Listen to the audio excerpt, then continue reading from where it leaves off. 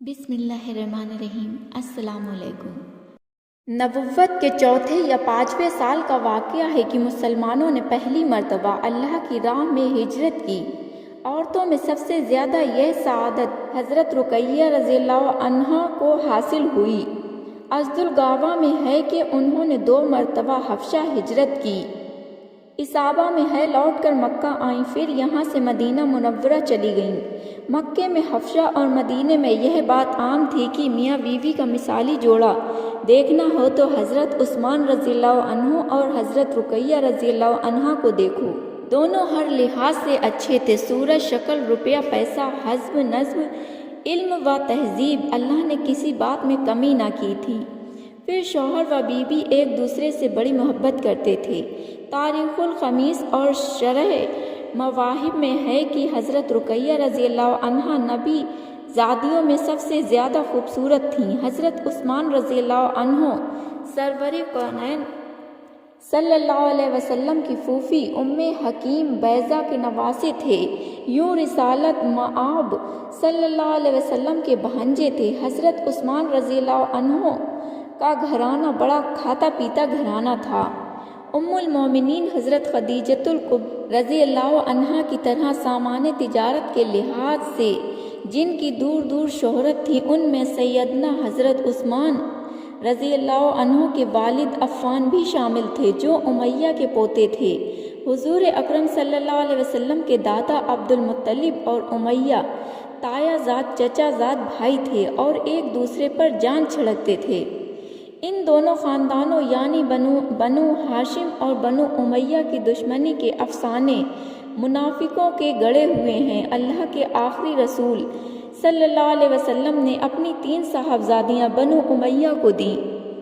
آپ نے اسلامی مملکت میں اہم ترین عہدے بھی بنو امیہ کو عطا فرمائے، چنانچہ آج کی اصطلاح میں آپ صلی اللہ علیہ وسلم کے پہلے وزیر امور خارجہ امیر معاویہ رضی اللہ عنہ تھے۔ بعد میں آپ نے انہیں حضرموت کا گورنر مقرر فرمایا۔ ان کے والد ابو سفیان رضی اللہ عنہ نجران کے گورنر تھے اور بھائی یزید تیمہ کے گورنر۔ ان کے علاوہ خالد بن سعید، آوان بن سعید، عمر بن سعید صنعا، بحرین، تبوک اور خیبر کے گورنر تھے۔ مکہ فتح ہوا تو عتاب بن اسید کو اللہ کے رسول نے 20 سال کی عمر میں گورنر مقرر فرمایا۔ حضرت رقیہ رضی اللہ عنہا نبی اکرم صلی اللہ علیہ وسلم اور ام المومنین حضرت خدیجۃ الکبریٰ رضی اللہ عنہا کی دوسری صاحبزادی تھیں۔ عام خیال یہ ہے کہ غار حرا میں پہلی وحی آنے کے لیے 7 سال باقی تھے کہ وہ پیدا ہوئیں۔ اس وقت حضرت محمد صلی اللہ علیہ وسلم کی عمر 33 سال تھی۔ دوسری وحی کے ساتھ جب اللہ کے رسول صلی اللہ علیہ وسلم نے تبلیغ دین شروع کی تو حضرت رقیہ رضی اللہ عنہا کی عمر کوئی 9 سال کی تھی۔ ایک حساب سے اس وقت عمر 11 سال بھی بنتی ہے۔ اپنی والدہ معظمہ کے ساتھ 4 صاحبزادیوں نے ایک ہی دن اسلام قبول کیا۔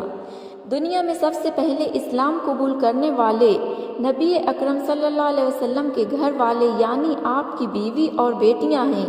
قرآن کریم نے انہی کو اہل بیت کہا ہے۔ حضرت رقیہ رضی اللہ عنہا 14 سال کی تھی کہ مکہ معظمہ میں آپ کی شادی حضرت عثمان رضی اللہ عنہ سے ہوئی۔ حضرت عثمان رضی اللہ عنہ کی صورت حضور صلی اللہ علیہ وسلم سے ملتی جلتی تھی، کیونکہ ارشاد مبارک تھا کہ خود بدولت اور حضرت عثمان رضی اللہ عنہ جناب ابراہیم علیہ السلام کے ہم شکل تھے۔ جن صحابہ کرام نے 20 اور 30 سال کی درمیانی عمر میں اسلام قبول کیا، انہی میں حضرت عثمان رضی اللہ عنہ کا شمار بھی ہے۔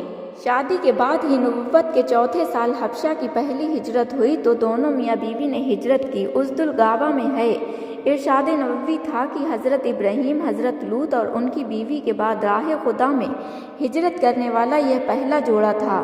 حبشہ میں حضرت رقیہ کے وطن سے ایک صاحبزادے تولد ہوئے۔ اس وقت حضرت رقیہ رضی اللہ عنہا کی عمر لگ بھگ 18 سال تھی۔ سورہ مریم اور سورہ جن کے مطابق انہوں نے خود ہی بیٹے کا نام عبداللہ تجویز کیا۔ اسی دن سے سیدنا حضرت عثمان رضی اللہ عنہ بنو عبداللہ کنیت کرنے لگے۔ حضرت خدیجہ رضی اللہ عنہ کو نواسی کی پیدائش کی اطلاع ملی تو دیکھنے کی بڑی مشتاق ہو گئیں۔ والدین سے ملنے حضرت رقیہ رضی اللہ عنہ لوٹ کر آئیں تو یہ وہ زمانہ تھا جبکہ رسول اکرم صلی اللہ علیہ وسلم اور حضرت خدیجہ رضی اللہ عنہ شیبہ ابی طالب میں بائیکاٹ کے دن گزار رہے تھے۔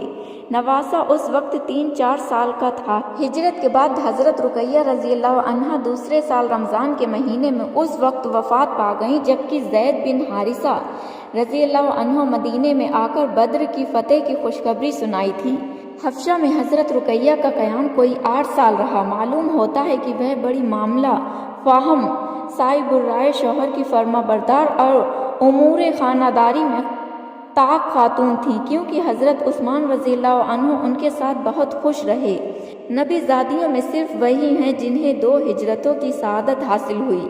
بڑی بہن حضرت زینب رضی اللہ عنہ ہجرت کے بعد اپنے بیٹے علی کے ساتھ طائف میں تھیں، اس لیے اس وقت مدینے میں آپ کے بیت میں سیدنا عبداللہ کے سوا کوئی اور بچہ نہ تھا۔ وہی برگزیدہ نانا اور دونوں خالاؤں کی آنکھوں کا تارا تھے۔ سیدنا رقیہ رضی اللہ عنہ کے صاحبزادے صبت پیغمبر سیدنا عبداللہ اپنی والدہ محترمہ کی وفات کے بعد کوئی 9 ماہ اپنے نانا حضور اکرم صلی اللہ علیہ وسلم کے پاس رہے۔ حضرت ام کلثوم خالہ نے ان کی پرورش کی۔ خالہ سے وہ اس درجے ہلے ہوئے تھے کہ بیشتر انہی کے پاس رہتے تھے۔ لکھا ہے کہ 76 سال کی عمر میں حضرت عبداللہ کا انتقال ہوا۔ منہاج السنہ میں ہے کہ وہ حضرت زین العابدین کے استاد تھے۔ امید ہے آج کی ویڈیو آپ کو اچھی لگی ہوگی۔ اگر ویڈیو اچھی لگی ہو تو لائک کر کے ہمارے چینل کو سبسکرائب کر دیں اور کمنٹ باکس میں اپنی رائے ضرور لکھیے اور بیل آئیکن کو کلک کر دیں تاکہ ہماری آنے والی نئی ویڈیو کا آپ کو پتہ چلتا رہے۔ تب تک اپنا خیال رکھیے گا۔ اللہ حافظ۔